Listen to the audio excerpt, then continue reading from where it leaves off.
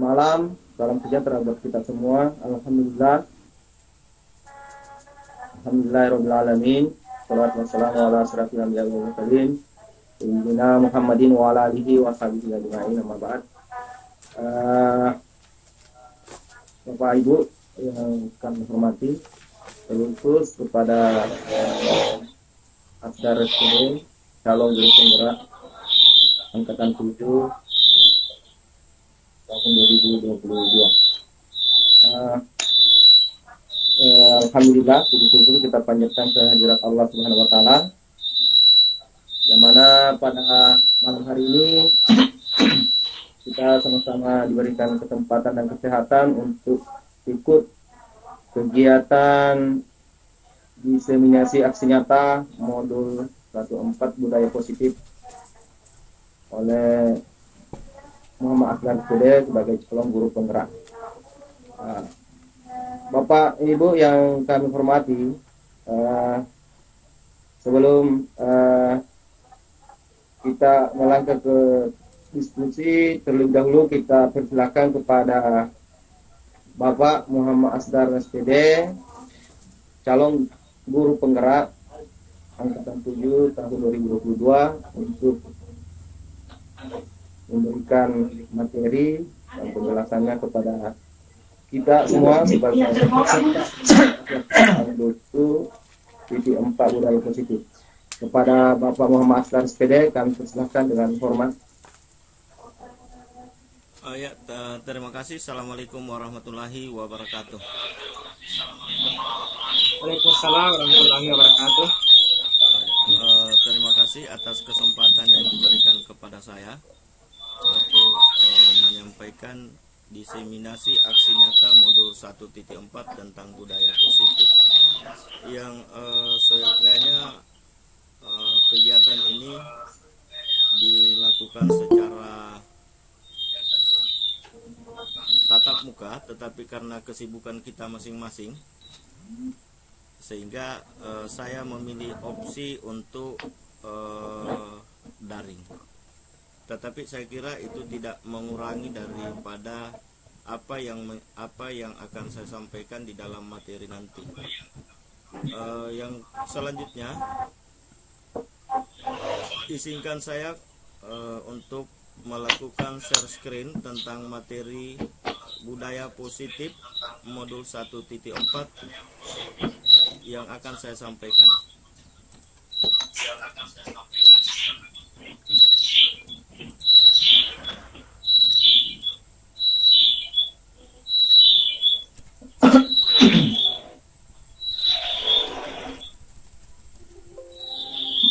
Bagaimana Bapak Ibu, kelihatan share screen-nya? Belum Pak, belum. Sudah kelihatan. Sudah? Belum Pak, Kelihatan. belum. Screen belum. Bagaimana? Sudah kelihatan belum? Ya, sudah Pak, sudah kelihatan Pak. Oh iya. Terima kasih. Sudah. Kelihatan. Yang pertama adalah diseminasi aksi nyata modul 1.4 budaya positif oleh saya sendiri, Muhammad Asdar, SMK Negeri 3 Kolaka Utara, calon guru penggerak angkatan 7 Kabupaten Kolaka Utara, dengan fasilitator Ibu Elvira Talanipa. Yang pertama adalah budaya positif.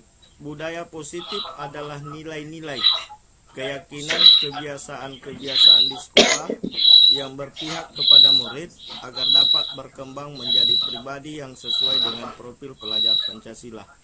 Jadi di dalam budaya positif kita menginginkan bagaimana siswa bisa berkembang sesuai dengan profil pelajar Pancasila. Nah, profil pelajar Pancasila itu ada 6. Yang pertama adalah beriman, bertakwa kepada Tuhan Yang Maha Esa, dan berakhlak mulia.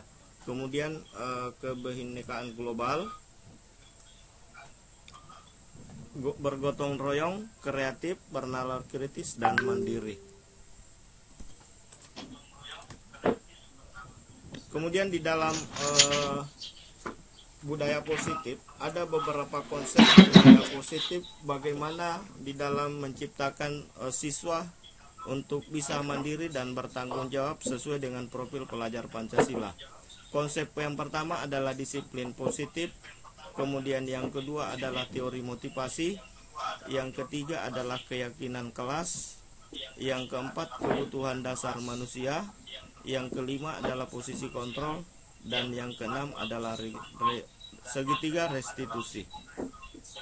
Konsep yang pertama adalah disiplin positif. Dalam budaya kita, makna kata disiplin dimaknai menjadi sesuatu.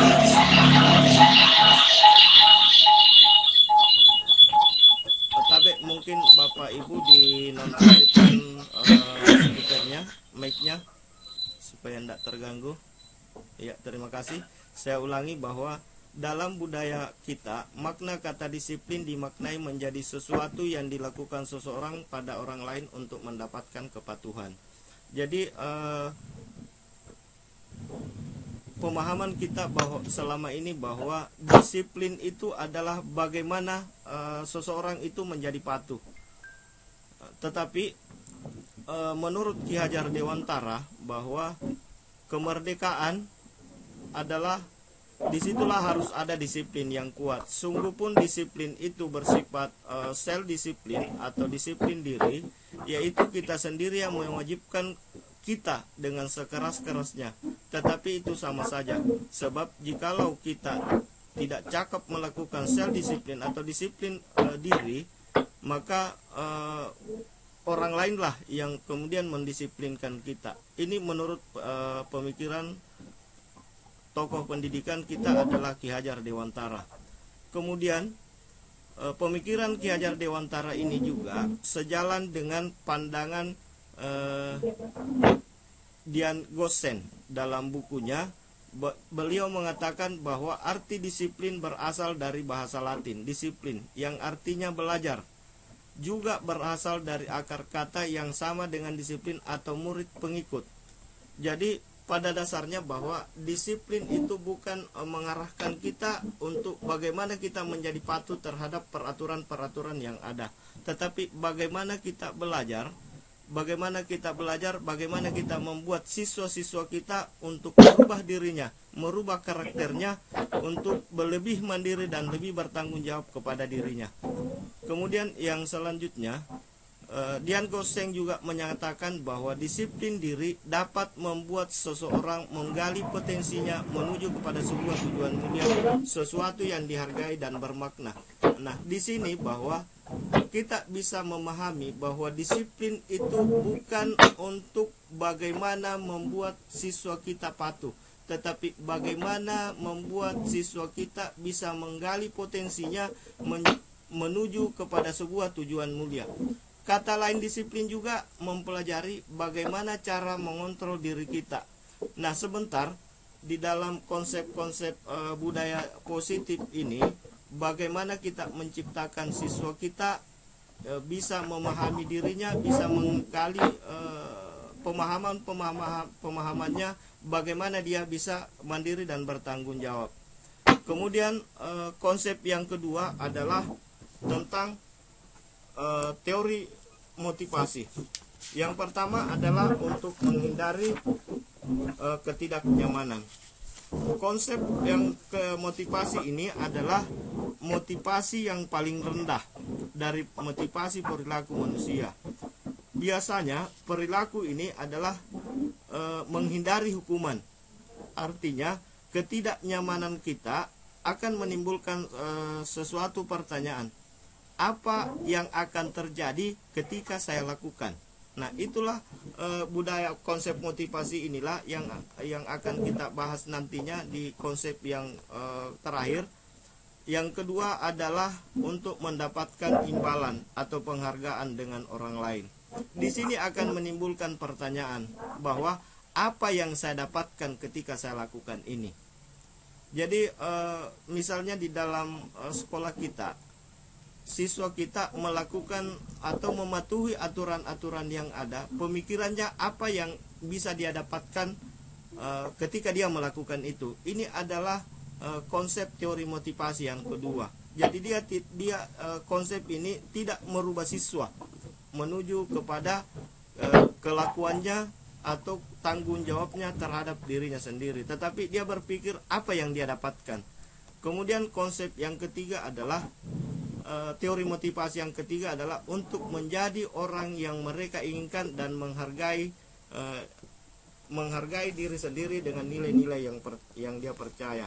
Nah, pada teori motivasi yang ketiga ini adalah dia akan berpikir, saya akan menjadi orang seperti apa ketika saya melakukan itu. Kemudian yang selanjutnya adalah tentang keyakinan kelas. Keyakinan kelas adalah kesepakatan yang disusun dan dikembangkan bersama antara guru dan murid, di mana kesepakatan kelas ini mengacu kepada nilai-nilai kebajikan universal.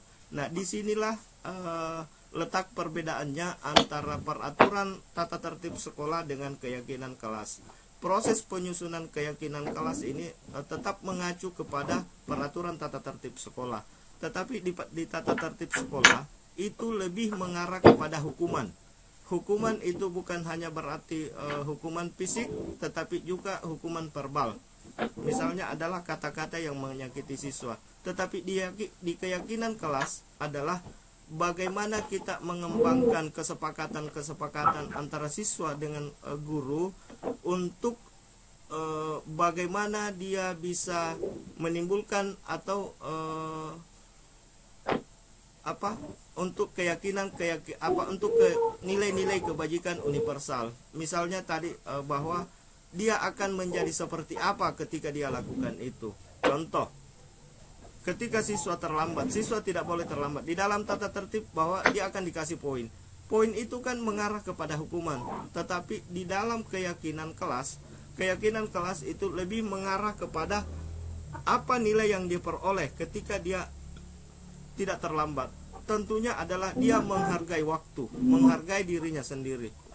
Kemudian yang selanjutnya adalah tentang teori kebutuhan dasar manusia. Yang pertama adalah teori kebutuhan dasar bertahan hidup, kemudian kasih sayang, rasa terima kasih, rasa diterima, kekuasaan, kebebasan, dan kesenangan. Nah, kebutuhan dasar manusia ini adalah ketika siswa melakukan suatu pelanggaran ataukah hal-hal yang lain, maka tentunya ada kebutuhan dasar yang tidak terpenuhi bagi mereka. Kemudian yang selanjutnya adalah posisi kontrol. Posisi kontrol yang pertama adalah posisi kontrol penghukum. Nah, pada posisi kontrol ini, yang pertama adalah posisi kontrol penghukum. Biasanya kita melakukan hukuman adalah hukuman fisik maupun hukuman verbal. Nah, orang yang menjalankan posisi penghukum senantiasa mengatakan bahwa sekolah memerlukan sistem atau alat yang dapat menekan murid atau menerapkan posisi penghukum dengan kata patuhi. Nah, ini posisi kontrol inilah yang kemudian bagaimana kita menggunakan posisi-posisi kontrol ini supaya siswa tersebut lebih mengarah kepada kebajikan-kebajikan universal yang sesuai dengan profil pelajar Pancasila. Kemudian untuk lebih jelasnya bagaimana posisi-posisi kontrol, dia pembuat merasa bersalah, kemudian dia posisi teman, kemudian dia posisi pemantau, dan dia adalah posisi manajer. Maka saya akan menampilkan video tentang bagaimana 5 posisi kontrol yang dimiliki oleh guru dan sering kita lakukan.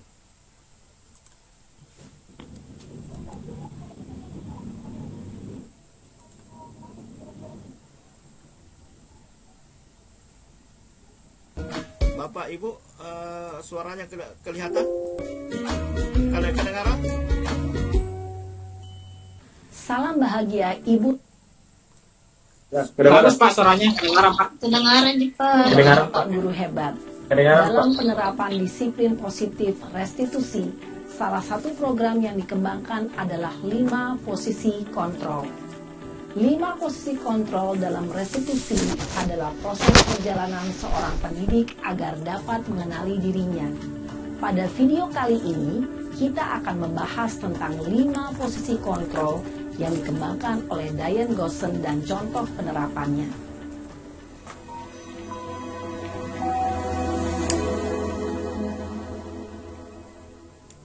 Lima posisi kontrol itu adalah 1. Posisi penghukum. 2. Posisi pembuat merasa bersalah. 3. Posisi teman. 4. Posisi pemantau atau monitor. Dan 5. Posisi manajer. Untuk lebih memahami kelima posisi tersebut, mari kita saksikan kasus Naren yang terlambat hadir 20 menit di sekolah dan melihat bagaimana kelima posisi kontrol dalam menghadapi masalah tersebut.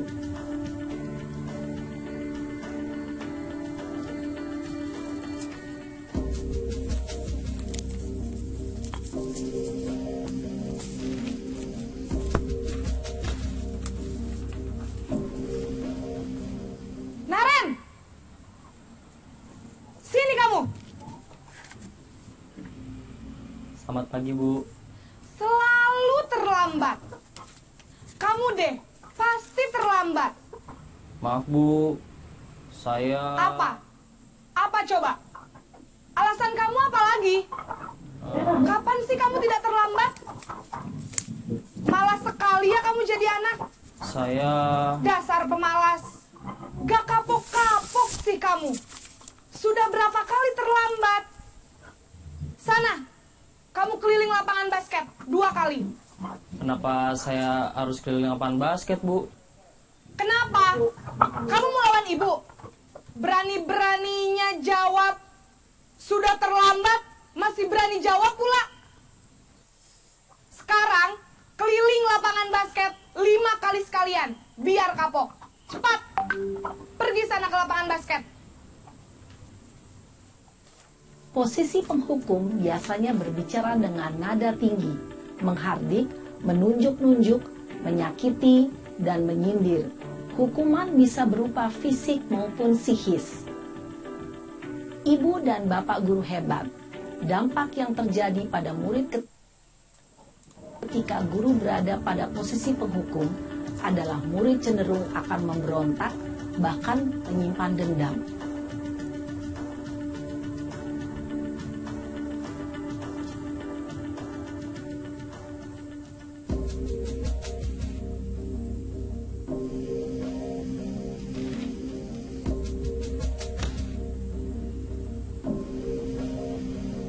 Naren!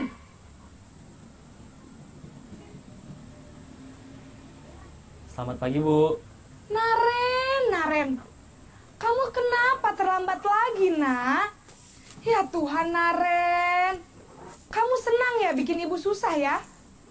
Kalau kamu terlambat lagi, nanti ibu yang ditegur bapak kepala sekolah, nak. Disangka ibu tidak bisa membina kamu. Duh, gimana ini?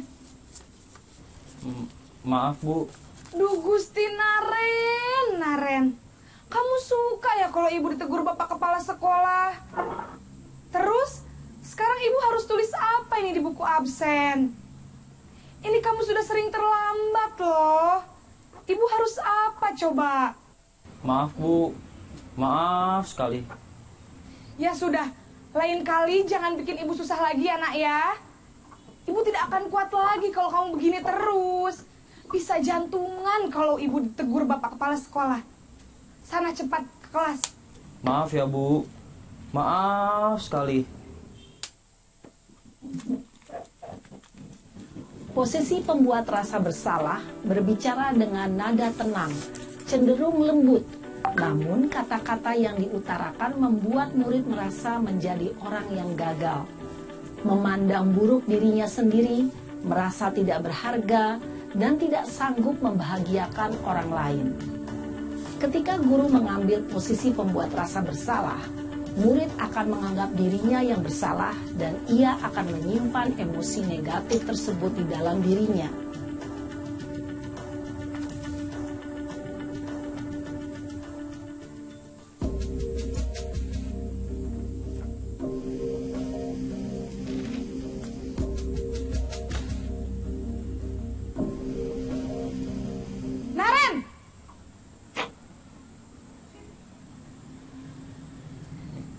Selamat pagi, Bu.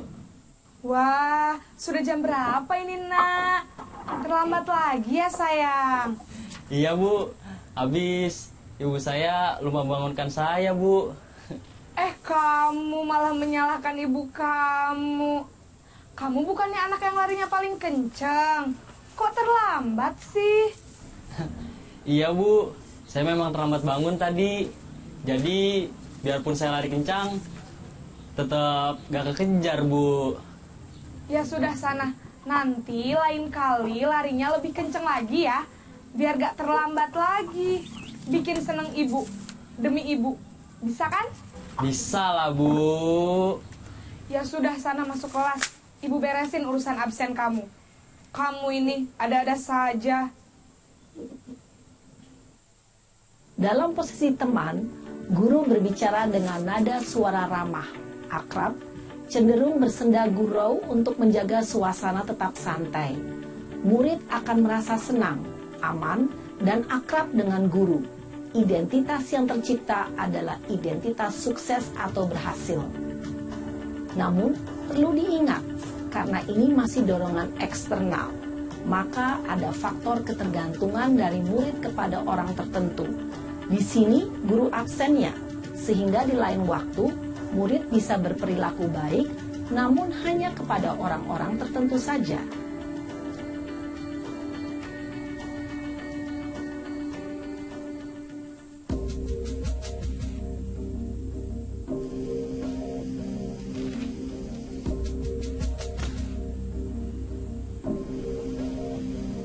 Naren!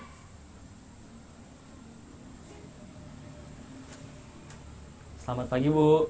Naren, apa peraturan sekolah kita tentang jam berapa kita harus masuk sekolah, Nak? Kita harus di sekolah jam 7, Bu. Iya, betul. Sekarang sudah jam 7.20. Naren sudah tahu konsekuensinya jika terlambat hadir. Paham, Bu. Saya harus tinggal kelas pas jam istirahat selama 20 menit. Iya, benar. Konsekuensinya demikian. Jadi nanti jam 9.30, pas istirahat, kamu harus tinggal di kelas, kerjakan tugas tambahan untuk ketertinggalan kamu, ya? Baik, Bu.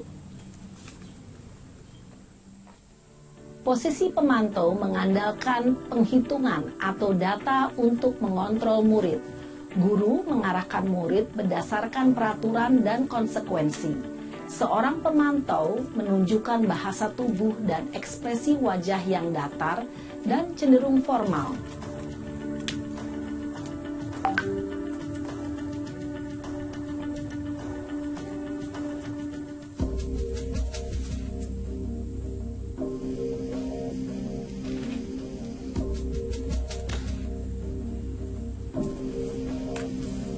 Naren!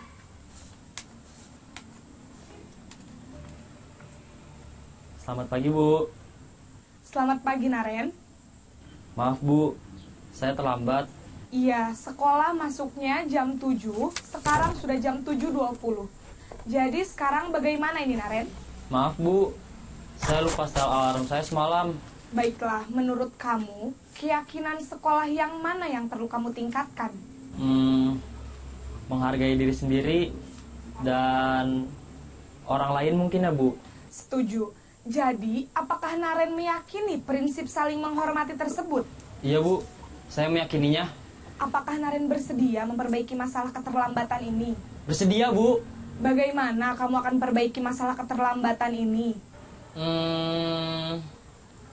Saya akan coba untuk tidak lupa menyetel alarm saya, Bu. Baik, kalau Naren lupa menyetel alarm di rumah, ada orang yang kira-kira bisa bantu mengingatkan tidak? Ada, Bu. Kakak saya, Kak Ema. Ada lagi selain Kak Emma? Selain Kak Ema, ada ibu saya. Baik, jadi yang mengingatkan Naren adalah Kak Emma dan ibu kamu ya? Kira-kira akan mulai setel alarm kapan nih, Naren? Setelah pulang sekolah, akan segera saya lakukan. Baik, jadi Naren akan setel alarm untuk bangun besok pagi dan akan diingatkan oleh kakak dan ibunda Naren ya. Ada lagi yang mungkin perlu dilakukan, Naren? Agar tidak terlambat bangun lagi. Tidak ada, Bu. Baik, Naren. Terima kasih untuk kerjasama kamu. Sekarang kamu perlu kembali ke kelas untuk belajar. Baik Bu, terima kasih. Posisi manajer adalah posisi kontrol yang disarankan untuk membimbing murid memiliki sikap disiplin yang positif, yaitu murid yang mandiri, bertanggung jawab, dan dapat memecahkan masalah. Tujuan dari posisi ini adalah agar murid dapat berefleksi atas tindakannya. Guru akan dengan tulus memberikan pertanyaan-pertanyaan bermakna, sehingga membuat murid dapat belajar dari kesalahannya dan mencari sebuah solusi untuk menyelesaikannya. Ibu dan Bapak guru hebat, setelah mengamati adegan kelima posisi kontrol tadi, kira-kira posisi mana yang paling ideal? Posisi mana yang dapat menunjang motivasi intrinsik murid? Ya, tentu posisi manajer. Posisi ini memang posisi ideal yang ingin dituju setiap pendidik. Pada posisi inilah, guru dapat menerapkan disiplin positif yang berpihak pada murid, yang memerdekakan murid. Perjalanan seorang pendidik tentunya tidak mudah untuk sampai pada posisi seorang manajer. Namun, tujuan kita pasti, yaitu menciptakan murid-murid yang mandiri, merdeka, dan bertanggung jawab. Semoga penggambaran 5 posisi kontrol yang telah diperlihatkan ini dapat menjadi ajang refleksi bagi kita semua, agar dapat terus mengasah dan menerapkan disiplin positif yang memerdekakan murid. Mari terus berlatih dan bersemangat. Selamat menerapkan. Salam dan bahagia, Ibu dan Bapak guru hebat. Ya, Bapak dan Ibu yang saya hormati, dari video ini dapat kita mengambil sebuah kesimpulan bahwa dari 5 posisi kontrol ini, yang pertama adalah posisi kontrol penghukum, pembuat merasa bersalah, teman, pemantau, dan manajer. Tentunya dari video ini kita melihat dari video ini bahwa dari 5 posisi kontrol ini tentunya kita secara tidak sadar kita pernah melakukan itu semua, baik itu posisi kontrol penghukum, pembuat merasa bersalah, teman, pemantau, dan manajer. Tentunya di antara 5 posisi ini dia memiliki dampak masing-masing, tetapi dari dampak itu kita dapat memanajemen perilaku murid menuju kepada posisi kontrol manajer, karena di antara posisi ini kita disarankan bagaimana menggunakan posisi kontrol manajer untuk menciptakan atau membuat siswa lebih bersikap mandiri dan bertanggung jawab. Nah, di posisi kontrol ini kemudian kita olah kembali bagaimana kita menciptakan siswa berperilaku di dalam menciptakan nilai-nilai kebajikan universal sesuai dengan profil pelajar Pancasila. Maka konsep yang keenam adalah segitiga restitusi. Nah, segitiga restitusi adalah suatu proses dialog yang dijalankan oleh guru atau orang tua agar dapat menghasilkan murid-murid yang mandiri dan bertanggung jawab. Di dalam segitiga restitusi ada 3 tingkatan yang kemudian yang kita bisa lakukan bagaimana siswa kita bisa kita buat dia lebih bertanggung jawab, mandiri, minimal kepada dirinya sendiri. Segitiga restitusi yang pertama adalah menstabilkan identitas, kemudian memvalidasi tindakan, dan yang ketiga adalah keyakinan kelas. Saya sampaikan lagi bahwa antara keyakinan kelas dan peraturan sekolah, keyakinan kelas itu lebih abstrak lagi, tetapi tidak terlepas daripada peraturan-peraturan sekolah yang kita sampaikan ke siswa. Tetapi keyakinan kelas adalah bagaimana menciptakan siswa untuk mandiri dan bertanggung jawab sesuai dengan profil pelajar Pancasila.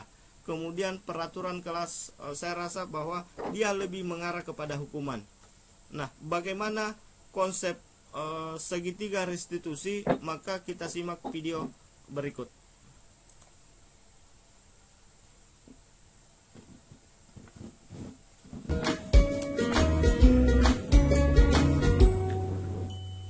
Salam dan bahagia Ibu dan Bapak guru hebat. Pada video kali ini kita akan membahas tentang salah satu program disiplin positif yang diterapkan di lingkungan sekolah yang dikenal dengan nama restitusi.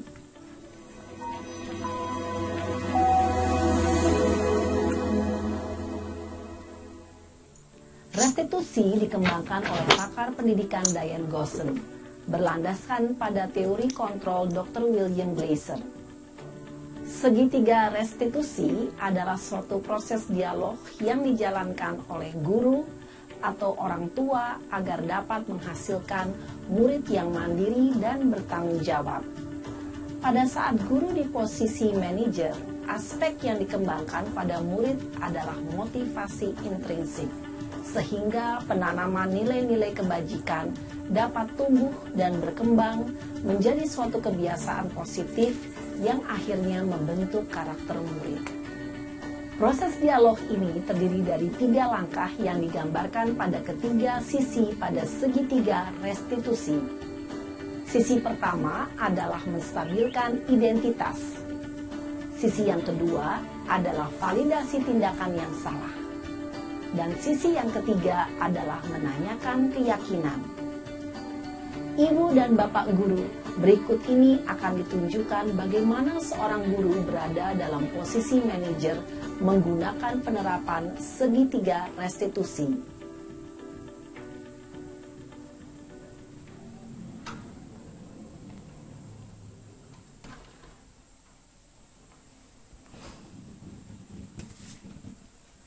Siang, Sarah. Siang, Pak. Sudah lama nggak ketemu Sarah. Kenapa hari ini ada di sini? Kesel, Pak. Kesel banget. Masa aku dikatain tukang fitnah, Pak? Ya aku marah lah. Aku balik ngatain Eka di depan kelas. Kesel banget. Oh, begitu. Ya pasti kamu marah dan kesal. Bapak juga akan marah apabila ada yang menuduh Bapak seperti itu. Kemudian, pada saat itu, kamu mau melakukan apa? Ya saya langsung ngatain Eka lah, Pak. Kesel banget. Saya bentak-bentak dia depan teman-teman lain. Oh, begitu. Pasti kamu melakukan seperti itu karena suatu alasan tertentu, bukan? Iyalah, masa saya diam saja, Pak? Ya saya bela diri lah. Masa saya dituduh tukang fitnah? Ya, wajarlah. Mempertahankan harga diri itu sesuatu yang penting buat kamu. Untung kamu tidak bertindak lebih gegabah lagi. Hanya membentak-bentak. Iya, Pak. Untung saya masih bersabar dan hanya membentak saja. Sudah gemes padahal. Saya pasti bela diri lah. Ya, pasti ya. Tapi kamu memilih untuk tetap bertahan dan bersabar. Kamu memilih untuk tidak berbuat lebih parah lagi, bukan? Iya. Nah, sekarang coba kita lihat lagi. Tindakan kamu yang bentak-bentak Eka di kelas. Tindakan kamu itu kira-kira sesuai dengan keyakinan kelas atau prinsip kamu tidak? Enggak lah, Pak. Capek, Pak, jadi pemarah. Jadi, keyakinan atau prinsip mana yang kurang sesuai dengan keinginan kamu? Ya, saya sebenarnya sangat menghargai orang lain. Mungkin saat itu saya menjadi emosi, jadi tidak menunjukkan sikap itu. Kamu meyakini tidak? Menghargai orang lain itu penting buat kamu. Yakinlah, Pak. Iya, setuju. Kita harus saling menghargai. Namun, ada juga keyakinan yang kita sepakati yang perlu kita jalankan apabila kita sedang marah, bukan? Ya, saya bisa lebih proaktif, mulai dengan diri sendiri. Saya bisa jadi lebih bersabar, mengambil waktu jeda untuk berpikir mau apa selanjutnya. Kira-kira kamu bersedia memperbaiki masalah ini tidak? Bersedia, Pak. Kalau kamu memperbaiki masalah ini, kamu akan menjadi orang seperti apa? Saya akan menjadi orang yang bertanggung jawab kali ya, Pak. Dan senantiasa proaktif. Iya. Menurut kamu, bagaimana rasanya menjadi orang seperti itu? Ya nyaman lah. Bangga bisa bersabar dan menahan diri. Baiklah kalau begitu. Yuk kita pikirkan bagaimana memperbaiki masalah ini.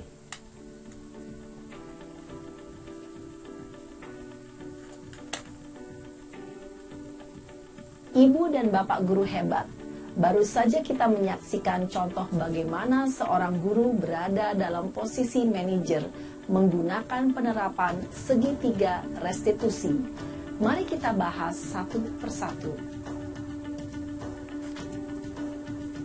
Pada sisi pertama, menstabilkan identitas berdasarkan pada prinsip bahwa membuat kesalahan adalah bagian dari proses pembelajaran.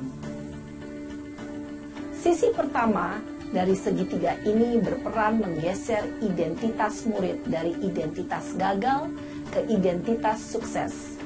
Murid yang sedang bertingkah laku yang tidak pantas atau menarik diri saat itu sedang mengalami identitas gagal. Bila kita mengkritiknya, maka posisinya tidak akan berubah.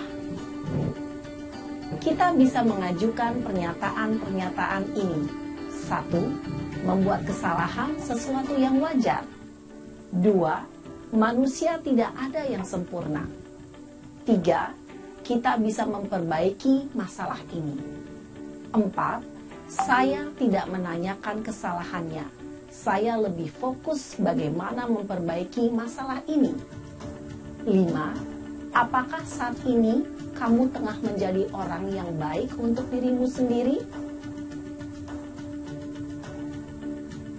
Pada sisi kedua, validasi tindakan yang salah berlandaskan pada prinsip bahwa setiap perilaku berupaya memenuhi suatu kebutuhan tertentu. Guru yang telah memahami teori kontrol akan bergeser dari pemikiran stimulus respon menjadi proaktif dan mencoba untuk mengenali tujuan dari perilaku murid. Mengenali dan mengakui kebutuhan murid ini dapat memperbaiki hubungan dengan murid tersebut. Pernyataan atau pertanyaan bisa disampaikan dengan nada suara tidak menghakimi atau memojokkan, sehingga dapat mengembalikan murid pada posisi positif. 1. Kamu bisa saja bertindak lebih gegabah lagi dari ini. 2. Kamu bukan melakukannya tanpa suatu alasan tertentu. 3. Kamu melakukannya karena mempertahankan sesuatu yang penting bagimu. 4. Mungkin kamu bisa mempelajari suatu perilaku baru yang lebih efektif. Bersediakah kamu mempelajarinya? Selanjutnya, kita akan simak sisi terakhir, yaitu menanyakan keyakinan. Teori kontrol menyatakan bahwa pada dasarnya kita termotivasi secara intrinsik. Pada saat perilaku yang salah telah divalidasi dan identitas sukses telah stabil, maka murid telah siap mengaitkan keyakinan-keyakinannya dengan tindakannya yang salah dan pemikirannya telah bergeser ingin menjadi orang yang dituju. Pertanyaan-pertanyaan ini dapat mengaitkan keyakinan-keyakinan yang dianut murid. 1. Sebagai keluarga atau kelas, apa yang kita yakini? 2. Nilai-nilai apa yang telah kita sepakati? 3. Seperti apa gambaran sebuah kelas yang ideal bagi kamu? 4. Kamu ingin menjadi orang seperti apa?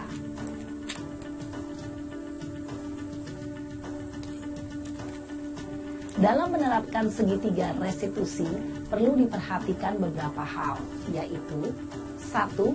Perilaku yang salah perlu dikaitkan dengan nilai-nilai atau keyakinan-keyakinan yang telah disepakati atau dituju. 2.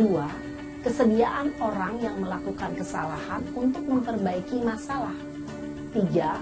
Pemecahan masalah sebisa mungkin relevan atau memiliki hubungan dengan masalah yang ada. 4. Usaha.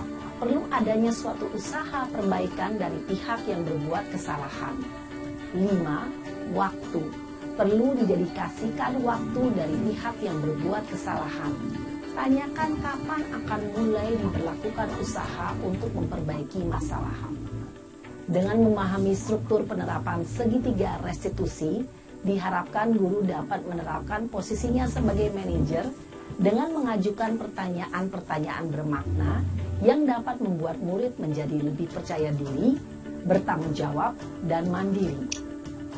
Nah, Ibu Bapak Guru perlu tidaknya mengikuti ketiga tahapan dalam segitiga restitusi bergantung pada ringan beratnya suatu permasalahan. Misalnya, bila permasalahan tersebut ringan, maka tidak perlu dijalankan secara berurutan. Bahkan bisa semudah menanyakan apa keyakinan yang kita sepakati. Dengan menjalankan segitiga restitusi, dengan mengajukan pertanyaan-pertanyaan bermakna, diharapkan murid menjadi lebih kuat secara pribadi, dapat membuka wawasan murid agar dapat menyelesaikan permasalahannya sendiri, semakin percaya diri, mandiri, dan merdeka. Salam dan bahagia, Ibu Bapak Guru hebat.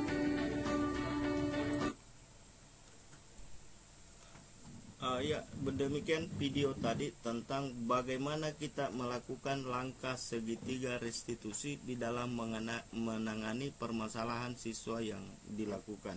Di dalam segitiga restitusi ini adalah bagaimana kita sebagai seorang guru mengubah identitas siswa dari identitas yang gagal menjadi identitas yang sukses.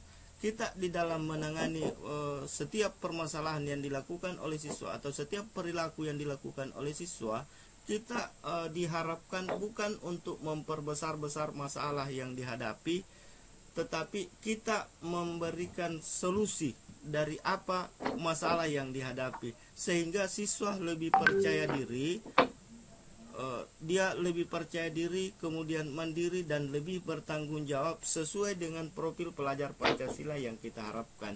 Nah, sebelum saya akhiri presentasi ini, saya ingin menyampaikan pendapat daripada pemikiran Ki Hajar Dewantara bahwa guru diibaratkan sebagai seorang petani dan murid diibaratkan sebagai bibit yang akan ditanam oleh petani. Kemudian sekolah adalah lahan atau lokasinya. Nah, menurut pemikiran Ki Hajar Dewantara bahwa ketika kita menanam padi, dan padi itu kita ibaratkan sebagai siswa kita, maka seperti apapun lahannya, ketika kita tidak memberikan pemeliharaan yang bagus, kita tidak memberikan pupuk yang memadai, maka hasil yang kita peroleh tidak akan maksimal. Tetapi sekalipun lahannya tidak terlalu bagus, tetapi kita melakukan pemeliharaan terhadap tanaman itu, maka yakin dan percaya bahwa hasil dari bibit yang kita tanam akan memuaskan atau memberikan hasil yang lebih baik. Nah, itulah pemikiran daripada Ki Hajar Dewantara. Mudah-mudahan ke depan bahwa di sekolah kita minimal mampu membuat murid-murid kita tidak sekedar bahwa kita memberikan hukuman, tetapi kita memberikan solusi terhadap apa yang menjadi permasalahan dari siswa tersebut. Saya kira demikian dari saya untuk persentase pada modul 1.4 aksi nyata ini. Selebihnya saya kembalikan kepada moderator. Saya kembalikan, Pak.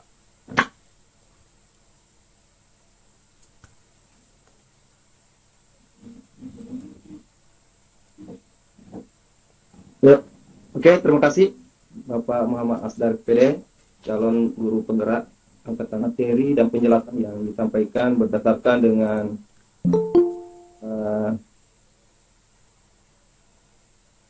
modul aksinya diseminasi aksi nyata modul 1.4 tentang budaya positif. Nah, jadi Bapak Ibu yang kami hormati, tentu kita sudah mendengarkan semua penjelasan dari Bapak Muhammad Asdar SPD. Namun barangkali ada sesuatu yang belum dipahami atau belum jelas atau kurang jelas, kami persilakan kepada Bapak Ibu untuk bertanya kepada pemateri atau Bapak Muhammad Asdar SPD selaku calon guru penggerak. Kami silakan angkat tangan bagi yang mau bertanya. Silakan Bapak Ibu. Ya.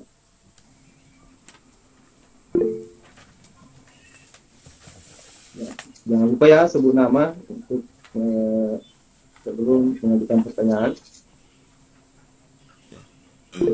Pahamkah? Mungkin Pak Ju, pahamkah? Sudah jelas semua? Ya, sudah jelas semuanya, Bapak Ibu? Pahamkah yang angkat tangan, Pak? Saya boleh? Oh ya, Pak Hamka, silakan Pak Hamka. Ya. Langsung saya terima kasih atas tempat yang diberikan. Ya, perkenalkan nama saya Hamka. Jadi pertanyaan saya di sini, tadi kan ada dibahas mengenai 5 posisi kontrol. Ya. Dari kelima posisi kontrol ini, ya, di situ tadi disebutkan posisi kelima yaitu manajer, yang paling tepat, yang paling cocok untuk diterapkan di sekolah. Apakah pertanyaannya, apakah dari posisi kontrol yang kelima itu Pak, dalam hal ini manajer yang mampu mengatur atau memanage dirinya sendiri dalam hal mengatur jadwal, ya diterapkan di sekolah, ataukah ada cara-cara lain posisi kontrol? Tapi Pak Hamka putus-putus, diulangi Pak pertanyaannya, putus-putus suaranya.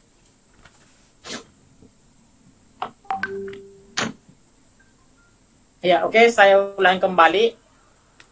Jadi tadi kan ada yang dibahas mengenai posisi kontrol. Yang pertama, posisi penghukum, pembuat merasa bersalah, teman, posisi pemantau, dan manajer.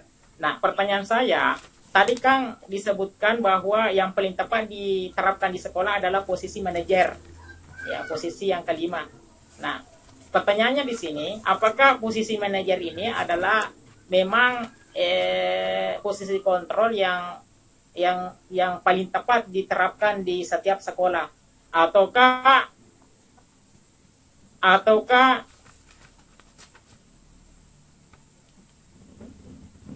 kita per siswa, misalnya ada siswa yang harus dengan posisi menghukum, ada siswa yang harus penerapannya siswa merasa bersalah, ya, ada juga kita menganggap siswa sebagai teman ataukah pemantau.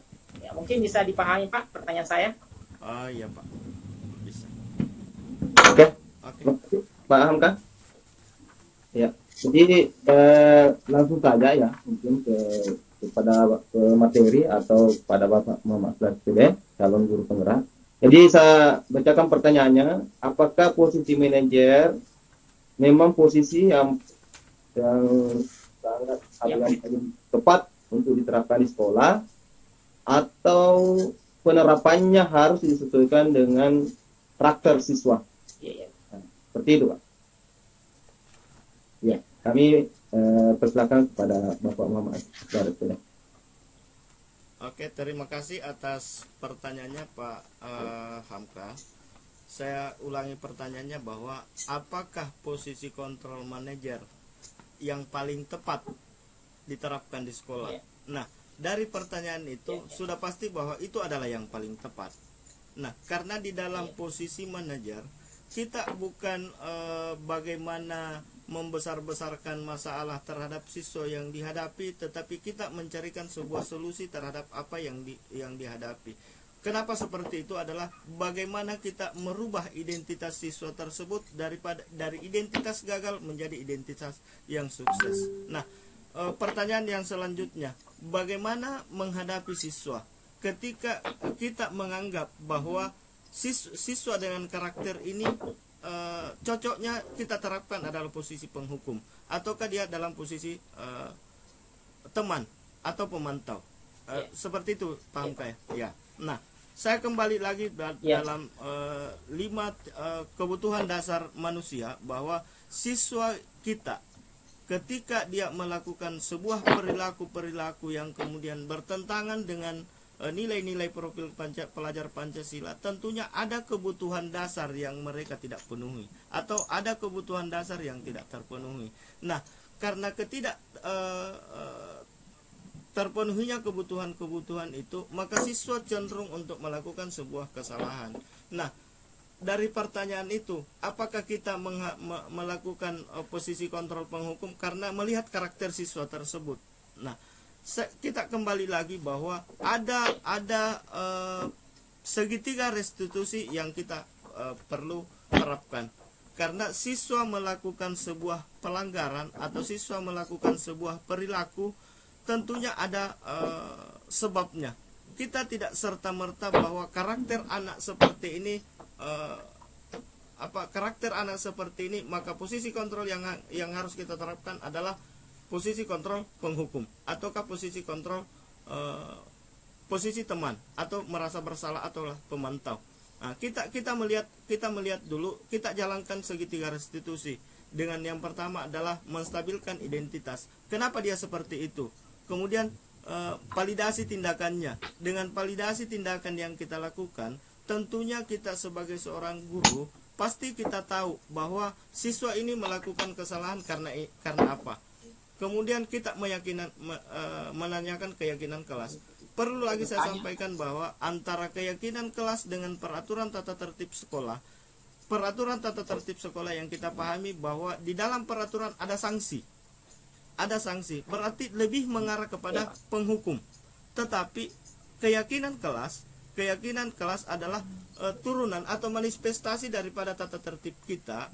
Bagaimana keyakinan kelas yang kita sepakati itu adalah mengarah kepada kebajikan universal atau mengarah kepada profil pelajar Pancasila. Nah, ketika kita menerapkan segitiga restitusi, yang kita pahami bahwa harus melalui proses dari awal, kita memvalidasi tindakannya, kemudian menanyakan keyakinan kelas apa yang dia langgar. Tentunya ketika kita lakukan secara terstruktur, maka kita sebagai seorang guru, kita tidak akan pernah melakukan posisi kontrol penghukum. Karena menghukum itu dapat membuat siswa bukan berubah, tetapi dia lebih bandel.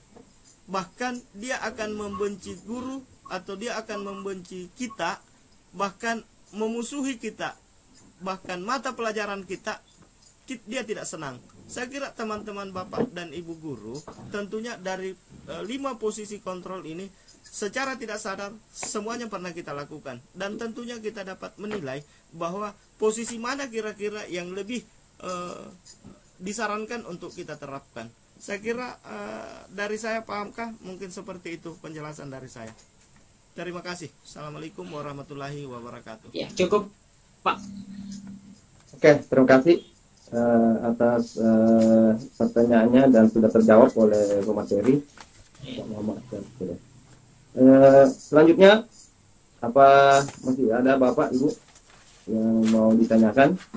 Masih ada waktu beberapa menit untuk kita diskusi. Ya, atau tidak ada? Kalau tidak ada, saya akan mencoba selaku moderator akan mencoba bertanya juga kepada Bapak pemateri atau Bapak Muhammad Asgar Sepeda. Pertanyaan saya, kalau saya tidak salah tadi menyimak bahwa keyakinan kelas adalah kesepakatan yang disusun bersama atau dikembangkan bersama antara guru dan murid. Ya, kalau saya tidak salah. Sementara peraturan tata tertib sekolah yang selama ini kita ketahui bahwa disusun bersama antara pihak sekolah dengan pihak orang tua siswa. Nah, jadi jelas ada perbedaan di sini. Ada perbedaan. Yang pertanyaan saya,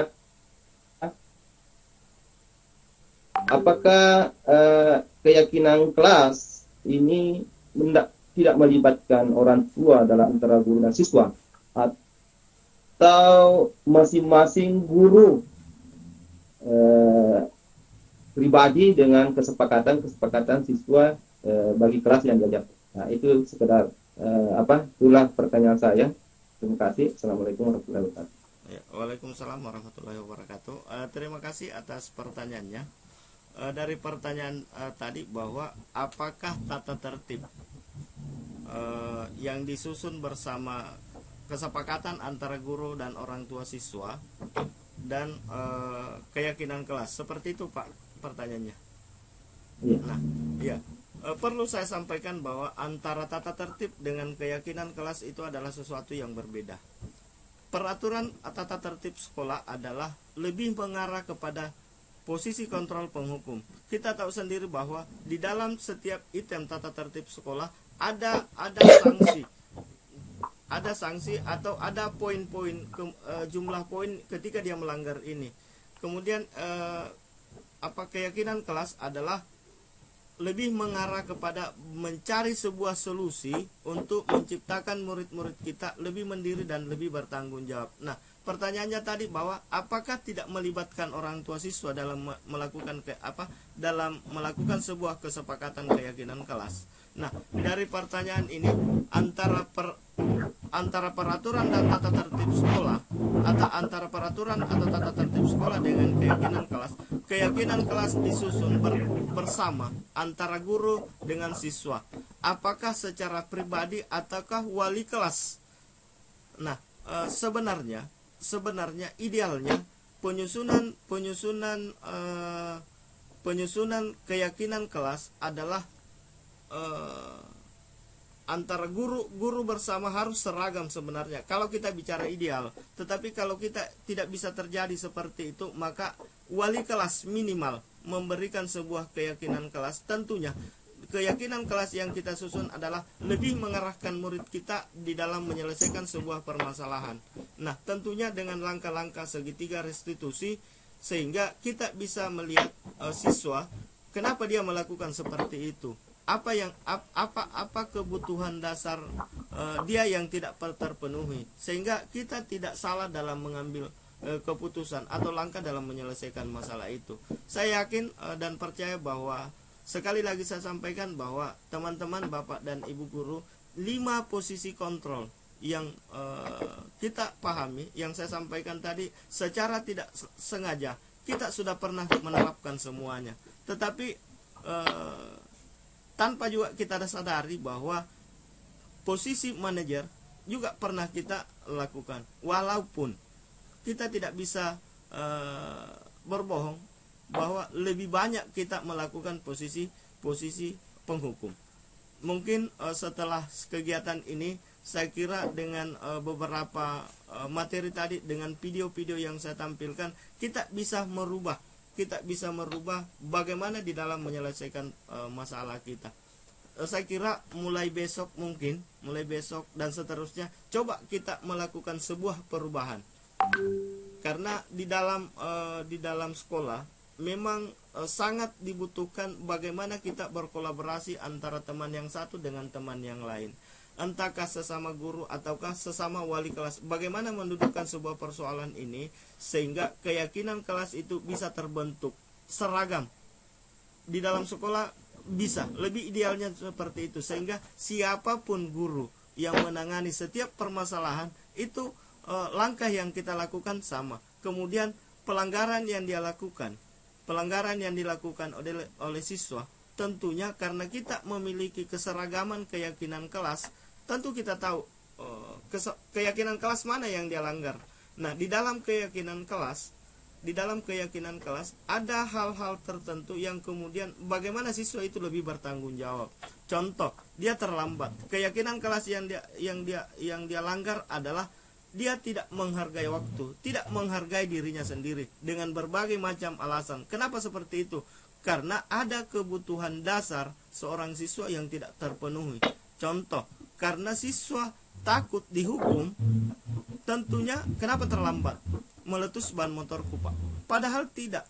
Dia seakan-akan membuat sebuah alasan bagaimana terhindar dari hukuman itu. Tetapi coba kita lakukan bagaimana menyelesaikan sebuah permasalahan dengan langkah segitiga restitusi yang seperti materi yang saya sampaikan tadi. Saya kira ada sebuah solusi yang kita dapatkan bagaimana memperbaiki siswa tersebut. Tadi Pak Hamka sampaikan bagaimana ketika siswa itu karakternya bahwa dia harus dikasih menerapkan posisi kontrol penghukum. tidak ada sebenarnya, secara idealnya tidak ada seperti itu. Kenapa kita berpikir seperti itu? Karena kita tidak melakukan langkah segitiga restitusi, memvalidasi tindakannya. Kenapa dia seperti itu? Saya kira dari pertanyaan Pak Juhais mungkin penjelasan saya seperti itu. Saya kira kita bisa lanjut dengan diskusi-diskusi secara tatap muka di sekolah kita, karena kegiatan sebenarnya ini karena kesibukan kita masing-masing sehingga kegiatan tidak bisa dilakukan secara tatap muka. Sehingga saya, karena ada dua opsi memang, tatap muka dan daring, karena kesibukan kita maka saya memilih opsi daring, sehingga teman-teman bisa kita saling berdiskusi, kita berkolaborasi bagaimana meningkatkan kualitas pendidikan di sekolah kita. Saya kira demikian Pak Jo. Terima kasih. Assalamualaikum warahmatullahi wabarakatuh. Waalaikumsalam warahmatullahi wabarakatuh. Jadi Bapak Ibu yang kami hormati, karena kita dibatasi oleh waktu, jadi saya kira